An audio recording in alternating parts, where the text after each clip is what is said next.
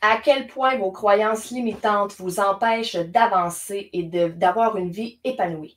On voit ça dès maintenant avec Jean-Pierre Beaudoin. Restez là.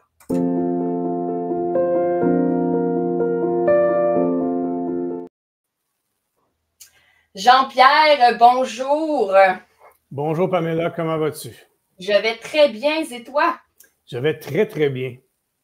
Alors, un sujet super intéressant aujourd'hui. On parle des croyances limitantes. Et pour ceux et celles qui peut-être ne connaîtraient pas le terme, est-ce que tu peux expliquer brièvement en quoi ça consiste? Bien, une croyance, premièrement, c'est une idée préconçue qu'on accepte comme réelle. Donc, on a tous un système de croyances à l'intérieur de nous qui nous a été inculqué pour la plupart des cas lors de notre enfance. Donc, ça nous vient de notre éducation, notre religion, la société dans laquelle on vit, nos expériences de vie nous amènent à croire quelque chose par rapport à tout. On a des croyances par rapport à tout. On a des croyances par rapport à la vie, par rapport à l'amour, par rapport à l'argent, par rapport à l'amitié. Peu importe, on a des croyances par rapport à tout. Fait que c'est toutes des choses que l'on croit, des idées que l'on accepte comme réelles, basées sur notre expérience, notre éducation et la religion et le monde dans lequel on vit. Est-ce que tu dirais qu'on pourrait, pour certaines personnes, on pourrait croire que certaines de nos valeurs seraient plutôt une croyance limitante au lieu d'être vraiment une valeur qui nous a été inculquée? Bien, les deux sont interreliés. Moi, j'aime beaucoup travailler aux deux niveaux. Donc, tu as des valeurs qui, eux aussi, te sont inculquées quand tu es jeune, parce que souvent, on a les mêmes valeurs que nos parents, que le pays dans lequel on vit, etc. Puis, ils sont souvent reliés à des croyances. Donc, je peux avoir une valeur de sécurité parce que mes parents étaient des personnes très conservateurs, qui avaient peur de perdre de l'argent, qui étaient très dans un mode sécuritaire. Et je peux avoir une croyance en lien avec ça qui dit qu'il faut faire attention parce qu'on peut tout perdre à tout moment. Donc, une croyance comme ça vient s'interrelier avec une valeur et c'est ça qui crée encore plus de puissance à notre croyance limitante. Puis, veux pas, quand on est capable d'aligner nos croyances de renforcement pour échanger les croyances limitantes et aligner nos croyances avec nos valeurs et nos actions, c'est là que l'on fait des grands pas. Fait que souvent, dans la vie de tous les jours, si j'ai des valeurs limitantes attachées à une croyance limitante, ça va m'amener à faire des actions en lien avec ces croyances-là puis ces valeurs-là, et ça crée ma réalité. Parce que ce que tu crois par rapport à quelque chose devient ta réalité de cette chose-là. Donc, si je crois que la vie, c'est difficile, ma réalité sera que la vie sera difficile. Donc, ce que je crois de la vie devient mon expérience de la vie et ce que je crois par rapport à moi devient mon identité.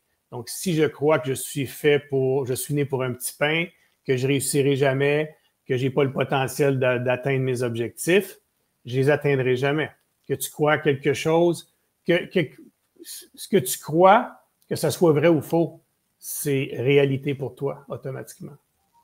Et j'aimerais ça que tu expliques parce que lors de notre dernière entrevue, on a parlé un petit peu de l'aspect tangible. Et là, tu avais parlé de justement le fait que tu montres à certains participants à marcher sur le feu pour justement que ce ne soit pas juste intangible pour eux quand tu expliques un certain concept. Et quand on dit justement que nos croyances font notre réalité, on entend un peu « Ah, mais tu envoies ça dans l'univers », ce qui pour quelqu'un qui a besoin vraiment d'un concept qui est très, très, très concret, c'est trop vague. Qu'est-ce qui fait en sorte, précisément de façon concrète, que nos croyances forment notre réalité? Bien, premièrement, même si on ne va pas dans l'univers, si on reste dans quelque chose de super concret, on reste au niveau de la tête, ce que tu penses devient ta réalité. Ce que tu penses par rapport à quelque chose devient ta croyance face à cette chose-là. Et souvent, les gens me posent la question, comment je fais pour découvrir mes croyances face à quelque chose? Bien, si tu veux savoir c'est quoi tes croyances face à l'amitié, face à l'amour, face à l'abondance, assis-toi, puis écris tout ce que tu penses par rapport à ce sujet-là et tu vas découvrir ce que tu crois. Parce que ce que tu penses devient ce que tu crois. Puis l'autre affaire qui est importante de comprendre pour mettre quelque chose de concret là-dedans, c'est que ton subconscient ne fait pas la différence entre qu'est-ce qui est vrai et qu'est-ce qui est faux. Et lui, sa job, c'est de te prouver que ce que tu crois, c'est vrai. Donc, il va tout faire pour mettre sur ton chemin les événements, les raisons, les articles de journaux, les gens, pour venir soutenir ce que tu crois. Lui, son but premier, c'est de venir soutenir et te prouver ce que tu crois est la réalité. Donc, dès que tu crois quelque chose, c'est pas des ondes électromagnétiques qui viennent jouer dans ton cerveau pour venir faire ça dans ta vie. C'est ton subconscient qui existe. On a tous un subconscient qui est là et qui a 95% de nos croyances limitantes sont à l'intérieur de notre subconscient et sont inconscientes. Donc, la plupart de nos croyances limitantes, on n'en est pas conscient.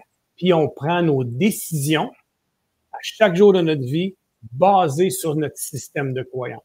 Et tout ça se fait automatiquement par notre subconscient qui, lui, sa job, c'est de te faire vivre la réalité que tu crois et qui devient ta réalité. Et c'est justement là où je voulais en venir, en fait, que les décisions, les actions qu'on prend au quotidien démontrent en fait quelles sont nos croyances. Dans le sens où si quelqu'un croit peu importe, il croit quelque chose, là, versus l'autre qui croit l'opposé, les actions, les réactions, les agissements de ces deux personnes-là vont être différentes parce que leurs croyances sont différentes. Comment on s'en départit? Là, je sais que ça ne se fait pas en un claquement de doigts, quoique dans la dernière entrevue, tu démontres que ça peut changer assez rapidement. Mais mis à part de les écrire, qu'est-ce qu'on fait après quand on se rend compte qu'il y a une croyance dont on veut se départir? Bien, premièrement, si tu crois que c'est long de s'en départir, ça devient ta réalité. Oui, exactement. Donc, si tu crois que c'est possible, il y a des gens que je connais, que j'ai rencontrés, que j'ai coachés, qui au début venaient me voir, qui me disaient c'est impossible de changer mes vieilles croyances. Si tu crois que c'est impossible, tu n'y arriveras jamais. Fait que la première affaire que j'ai travaillé, c'est de dire on va venir changer cette croyance-là qui te limite. Donc, si tu crois que c'est impossible de faire quelque chose, tu ne pourras jamais y arriver. Et oui, la première chose à faire, c'est de reconnaître ces croyances-là. C'est de reconnaître ces croyances limitantes-là et venir prendre conscience de leur pouvoir, puis après ça, les changer, les modifier pour des nouvelles croyances de renforcement, que moi j'appelle, pour venir écraser la vieille croyance. Une croyance, c'est comme un dessus de table. Donc, la croyance, c'est le dessus de la table et les pattes qui soutiennent la croyance, c'est les raisons, les excuses, les expériences de vie que tu as vécues qui viennent soutenir cette croyance-là. Parce que ce que tu crois, c'est parce que tu te l'es fait dire, c'est parce que tu l'as vécu, parce que quelqu'un te l'a dit, parce que tu as vu quelqu'un faire quelque chose. Et c'est ça qui a bâti ton système de croyance. Donc, ce que tu crois est basé sur quelque chose de concret qui sont des pattes de table. Une fois que tu es conscient de ta croyance et que tu l'as déterminée, l'important, c'est de venir la détruire. Moi, j'aime l'image qu'on coupe les pattes, on met ça au feu, puis on vient se bâtir une nouvelle croyance de renforcement pour venir changer l'ancienne. Et là, on trouve une nouvelle dessus de table. Donc, mettons que je dis que, bon, mais la vie, c'est difficile. La vie, c'est difficile parce que j'ai vu mes parents manquer d'argent, parce que je me suis fait dire toute la vie que la vie, c'est difficile, puis que j'en ai bavé dans les dernières années. C'est de soutenir ma croyance. Si je veux changer ça, je vais me dire, OK, mais je veux trouver une nouvelle façon de vivre ma vie. Donc, je vais venir mettre la croyance que la vie, c'est abondance. Et que ça peut être facile, que c'est facile et que c'est abondant, que je peux avoir tout ce que j'ai dans la vie, mais tu viens de trouver les raisons, les excuses, pas les excuses, les raisons et les expériences en disant mon voisin, il vit une super vie, il est heureux, ma soeur est heureuse, donc tu viens trouver ce qui vient soutenir cette nouvelle croyance-là. Puis après ça, c'est de venir reconditionner ton cerveau, parce que notre cerveau, c'est comme un disque dur. Donc, ta vieille croyance limitante, souvent, ça fait 40 ans que tu te fais dire par tes parents que la vie, c'est de la merde, que c'est dur, que tu es né pour un petit pain, tu es dans une religion, ton environnement, tes amis, tes mononcles, tes matantes, tous disent les mêmes affaires. Donc, c'est bien, bien ancré dans ton disque dur.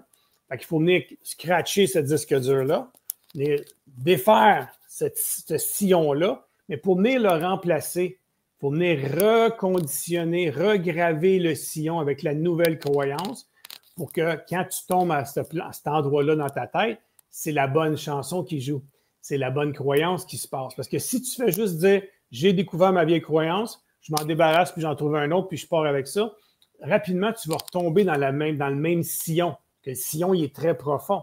Fait que tu dois venir remplir ce sillon-là, puis venir le modifier avec la nouvelle croyance. Et de cette façon-là, tu es capable de le changer. Donc, moi, ce que je dis aux gens tout le temps, c'est de trouver la nouvelle, de venir nommer les pattes qui viennent soutenir la nouvelle et de les relire une dizaine de fois par jour pour venir reconditionner. Puis reconditionner 40 ans de croyance en une journée, c'est difficile, mais si tu répètes, la maîtrise, elle vient par la répétition. La répétition est la mère de l'apprentissage.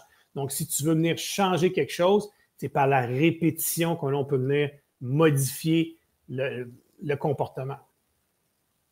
Et c'est important de mentionner, comme tu l'as dit, que quand on veut changer une croyance, on doit la remplacer parce que on l'apprend d'ailleurs en neurosciences que le cerveau n'aime pas le vide. Exact. Donc, si on essaie de lui enlever quelque chose sans le remplacer, c'est un peu comme quelqu'un qui mange ses 2 biscuits après tous les soupers, puis qu'on lui dit t'arrêtes d'en manger, mais qu'on ne le remplace pas par autre chose, le temps de la progression, ça fonctionne pas. Il va toujours redévier vers la vieille habitude ou la vieille croyance. Puis souvent, nos croyances, justement, nous amènent à créer des habitudes négatives. Donc, nos vieilles croyances, nos vieilles valeurs négatives ou limitantes nous amènent à prendre des actions en lien avec ceux-ci et viennent mettre en place des habitudes en lien avec tout ça. Puis souvent, on vient nourrir cette croyance-là nous-mêmes sans arrêt, puis on vient répéter ces mêmes croyances-là. C'est pour ça que souvent, de génération en génération, dans les familles, on a les mêmes croyances limitantes qui sont répétées d'une famille à l'autre sans arrêt. Mais la journée où tu es capable de reconnaître ta croyance, la modifier et que tu la changes et que tu t'es prouvé que c'était faux, ton ancienne croyance, tu ne reviendras jamais en arrière. Et ça, c'est super important. Puis c'est pour ça que moi, comme je l'expliquais l'autre fois, la marche sur le feu, c'est ça. J'amène les gens à marcher sur un tapis de braise à 1200 degrés. Les gens me disent, pourquoi tu prends le feu? Bien, parce que ta plus vieille croyance limitante, une de tes plus vieilles croyances limitantes, c'est touche pas au feu, tu vas te brûler. Tu es tout petit, tu te fais dire ça. Fait que toute ta vie, tu t'es fait dire par ta mère, ton père, ton frère, touche pas au feu, tu vas te brûler. Puis une de tes plus grandes peurs également, c'est que le feu, c'est la destruction et que ça tue et que ça détruit. Fait que c'est pour ça que je prends ça. Fait que les gens arrivent là en pensant que c'est impossible de faire une marche sur un tapis de braise parce qu'ils se sont fait dire toute leur vie. Leur croyance les amène à croire profondément que c'est impossible. Donc, c'est impossible pour eux. Fait en faisant la démarche et en travaillant sur les croyances et les peurs durant la conférence, à la fin, je les amène à marcher. Puis à la fin, je leur dis toujours, OK, tu es arrivé ici, tu croyais que c'était impossible de marcher sur un tapis de braise à 1200 degrés. Et là, tu viens de le faire. Donc, est-ce que c'est possible? Les gens disent, oui, c'est possible. OK, est-ce que c'est facile? Oui, finalement, c'est vraiment plus facile que j'aurais pensé. Parfait. Quoi d'autre dans ta vie tu t'empêches de faire parce que tu penses que c'est impossible? Il y a plein de choses dans notre vie qu'on n'ose pas faire parce que l'on pense, donc on croit que c'est impossible. Donc, il y a plein de gens qui n'osent pas demander une augmentation de salaire parce qu'ils croient que c'est impossible, parce qu'ils pensent qu'ils vont se faire dire non. Donc, ils n'osent pas faire le premier pas. Donc, dans la vie, au moment où tu oses faire le premier pas, transpercer la membrane de la peur du doute, c'est là que tu vas venir faire des changements. Puis un exemple que j'aime dire aussi, c'est comme, tu sais, les gens ont longtemps pensé que la Terre était plate. Il y en a encore une couple de fous sur la Terre qui pensent ça, mais le monde, il pensait que la Terre était plate. Puis un jour, Christophe Colomb est parti, puis il a fait un tour, puis là, il a prouvé que la Terre était ronde. Puis à partir de là, plus personne n'a cru que la Terre était plate. Puis il n'y a plus personne qui va revenir en arrière en remettant en question que la Terre est plate. Fait qu'à un moment donné, quand tu viens briser une vieille croyance, bien, tu ne retournes pas en arrière. Fait que le monde qui croit que c'est impossible de marcher sur un tapis de braise, une fois qu'ils l'ont fait, ils viennent changer leur identité, ils deviennent des firewalkers, et plus jamais dans leur vie, ils vont croire que c'est impossible. Ils vont dire non, c'est possible, je l'ai fait. Mon expérience de vie te prouve que je l'ai fait. Donc, j'y crois profondément. C'est la même chose dans n'importe quoi. Si tu crois que l'amour, ça fait mal et que c'est impossible d'avoir un amour réel, puis que tu réussis à vivre un amour, tu es bien, mais tu ne croiras plus jamais que c'est impossible d'avoir un vrai amour. Fait que c'est la même chose dans n'importe quel domaine de notre vie. Puis on a des systèmes de croyances. On a un système de croyances global par rapport à tout ce qui nous arrive dans notre vie. On a des systèmes de croyances attachés à chacune des sphères de notre vie. Il y a des choses que je crois. J'ai un système de croyances par rapport à la spiritualité, par rapport à la bienveillance, par rapport à l'amour, par rapport à mon côté professionnel. J'ai tous des systèmes de croyances, c'est toutes des choses que je me dis, que je me répète. Puis à un moment donné, c'est de changer. Si je dis toujours que je ne peux pas faire ça, j'y arriverai jamais. On connaît plein de gens qui se disent des choses super négatives continuellement. Je ne serai pas assez bon, j'y arriverai jamais. En se répétant des choses comme ça, ils se bloquent eux-mêmes. Tu fais juste changer ton langage pour dire j'ai la capacité, j'ai le potentiel. Tu fais juste faire changer ces gens-là, leur langage. Et là, ton subconscient, quand tu dis je ne suis pas capable, j'y arriverai jamais, ton subconscient, il va tout faire pour te prouver que tu as raison. Fait qu'il va te mettre dans des situations qui vont te faire nourrir cette croyance-là. Puis la journée que tu commences à dire j'ai le potentiel, je suis capable de faire n'importe quoi, ton subconscient, il va te prouver, il va te mettre devant des situations qui vont venir nourrir ta croyance et augmenter ta certitude en toi-même que tu as la capacité de. Donc, plus que tu embarques là-dedans, plus que tu viens graver ton disque dur et changer ta croyance, donc ta réalité. Et mis à part, si on y va là avec une croyance de base, puis, je ne veux pas en nommer une dans le sens où je pense que tout être humain a des croyances qui sont plus ancrées de façon plus profonde, qui peut-être ils utilisent pour se protéger de quelque chose qui, on va y aller avec de quoi de superficie qui est plutôt simple. Je vais donner un exemple vraiment très banal. Je ne réussis pas à boire 2 litres de l'eau par jour. 2 litres d'eau par jour, selon le besoin de peu importe. Mis à part modifier mon langage, quelle action concrète, mis à part de boire 2 litres d'eau par jour, là, on s'entend que ça, c'est facile, mais quelle action concrète je peux faire pour m'amener justement à réussir à boire le 2 litres par jour, ou avec une autre croyance de base, là, qui va m'aider, en fait, à me confirmer que je suis capable de le faire. Bien, si tu me dirais, écoute, moi, je ne suis pas capable de boire 2 litres par jour, mais je te dirais, si tu me dis que tu n'es pas capable, en partant, tu n'y arriveras pas. Parce que si tu dis que tu n'es pas capable, fais juste changer ton langage. Au lieu de dire je ne suis pas capable, c'est impossible, fais juste dire c'est un défi pour moi de boire 2 litres d'eau par jour. Donc, c'est très différent comme approche. Quand tu dis que c'est impossible, tu viens fermer quelque chose. Quand tu dis que c'est un défi, tout le monde aime ça relever des défis. Après ça, c'est de dire, OK, face à ton défi, comment tu peux y faire face différemment? Donc, si tu n'y arrives pas, c'est que ça veut dire que tu ne fais pas les bonnes actions de la bonne façon. Fait que change tes actions. Comment tu fais pour boire 2 litres d'eau par jour? Bien, tu dois prendre X nombre de gorgées dans une journée. Il faut juste que tu changes ta façon, tes actions. Puis c'est aussi ça dans n'importe quoi. Si je n'arrive pas à trouver un ami, à vivre une amitié sincère avec quelqu'un, si quelqu'un dit, ben moi, c'est impossible pour moi d'avoir un ami, en partant, il n'aura pas. Parce qu'il dit que c'est impossible. Donc, il va tout faire pour ne pas en avoir, puis ton subconscient va tout faire pour te prouver que tu as raison, que tu n'es pas capable d'avoir un ami. Si tu dis, c'est un défi pour moi de trouver un ami, oups, c'est un défi. C'est plus impossible. C'est comme, OK, comment je peux relever le défi? Le cerveau, il aime ça, relever des défis. Fait que il faut que tu changes ton approche.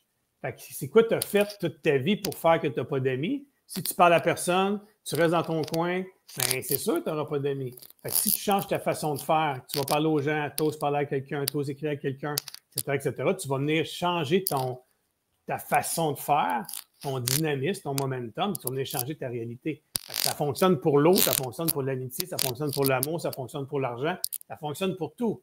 T'sais, au Québec, on est dans le judéo-chrétien, donc il y a beaucoup de gens qui ont été élevés dans les croyances de les riches, c'est des voleurs, il faut travailler fort pour faire de l'argent. Puis là, les gens, ils se demandent pourquoi ils ont de la misère à développer leur entreprise. Mais dès que tu as des croyances comme les riches, c'est des voleurs à l'intérieur de toi, fait que 95% de tes croyances sont inconscientes, donc tu n'en es pas vraiment conscient. Mais ton subconscient, lui, dans sa tête, les riches, c'est des voleurs, fait qu'il ne veut pas que tu sois riche, parce que tu ne veux pas être un voleur. Fait qu'il il va t'auto-saboter sur ton chemin de réussite. Je vais te raconter une histoire par rapport à ça. Il y a une cliente que j'ai accompagnée, une entrepreneur au Québec, très connue, que je nommerai pas ici, qui est venue me voir parce qu'elle me disait que quelqu'un l'a envoyé à moi en disant « Jean-Pierre, après t'aider au niveau de tes croyances. » Elle développait une entreprise. Chaque fois qu'il y avait un nouveau step, un nouveau projet supplémentaire qui amenait son entreprise à un autre niveau, elle s'auto-sabotait. Elle s'auto-sabotait régulièrement dans le développement de son entreprise. Puis on a discuté ensemble, puis on a découvert que sa mère, quand elle était jeune, elle disait toujours une femme, elle ne peut pas être une bonne entrepreneur et une bonne mère de famille en même temps.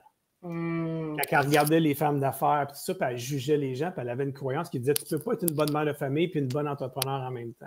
Fait qu'elle, elle avait ça à l'intérieur de sa tête, qui faisait qu'à chaque fois qu'elle arrivait pour passer à un autre niveau d'entrepreneuriat, elle s'auto-sabotait parce qu'elle voulait demeurer. Son subconscient disait non, non, non, tu veux demeurer une bonne maman, donc tu ne peux pas trop développer ton entreprise.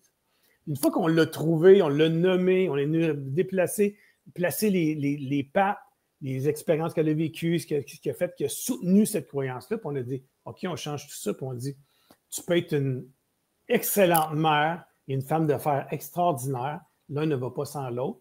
Bien, boum, ça l'a changé, sa dynamique, et ça lui a amené beaucoup de liberté dans sa façon d'être, parce que là, c'est comme si elle se sentait toujours prise dans une espèce de carcan face à ses enfants, face à sa business. Il y avait toujours une espèce de guerre entre les deux. Mais une fois que tu te libères, une fois que tu comprends, c'est pour ça que je dis aux gens, quand vous avez des blocages dans votre vie, dans n'importe quel domaine de votre vie, asseyez-vous, puis posez-vous des questions. Qu'est-ce que je pense de cette situation-là? Puis ça va sortir, ça sort. Fait que c'est de même, je l'ai fait sortir. Je dis, qu'est-ce que tu penses d'une femme entrepreneur? Qu'est-ce que tu penses d'une bonne mère? Puis à un moment donné, ça a comme, ma mère, elle disait toujours que. Fait que tu as un blocage pour boire de l'eau. Moi, je te dirais la même affaire. Qu'est-ce que tu penses du fait de boire 2 litres d'eau par jour? Peut-être que tu vas me dire, c'est n'importe quoi cette affaire-là. Ça ne donne rien. Ça va juste me donner envie de pisser. Tu comprends-tu? Si tu as des places, ça ne goûte rien. Parce qu'on veut du sucre, on veut du sucre. On veut du. Ben oui, c'est ça. Fait que si tu te mets à poser ces questions-là, tu vas découvrir ce qui fait que tu ne bois pas ton 2 litres d'eau par jour. Puis là, tu vas pouvoir dire, OK, mais là, je vais changer ma croyance. Je bois 2 litres d'eau par jour parce que c'est bon pour moi, parce que c'est bon pour ma santé, parce que ça va me donner plus d'énergie, parce que ça va me permettre de vivre plus vieux pour rester plus longtemps que mes enfants, etc., etc., etc. Et là, tu viens nourrir une croyance de renforcement puissamment qui va te permettre de relever ton défi, changer ta vie, changer ta réalité. Wow! Écoute, ça l'a passé à la vitesse de l'éclair. Merci. C'est déjà 20 minutes, là, Barnouche. Ben oui, ça fait même un petit peu plus que 20 minutes, mais c'était vraiment super intéressant. Jean-Pierre, merci beaucoup. Les gens peuvent te rejoindre sur les réseaux sociaux et je pense que tu as un site Internet. Hein? jpbaudouin.com. Tout est là. Il y a plein de contenus gratuits. Vous pouvez venir voir plein de trucs. Puis ça me fait plaisir que les gens viennent me visiter sur Instagram, Facebook. Je suis très actif. Je donne plein de contenus à tous les jours. Merci beaucoup pour les spécifications sur les croyances limitantes. Ça m'a fait plaisir. Merci. Bonne fin de journée, Pamela. Bye tout le monde.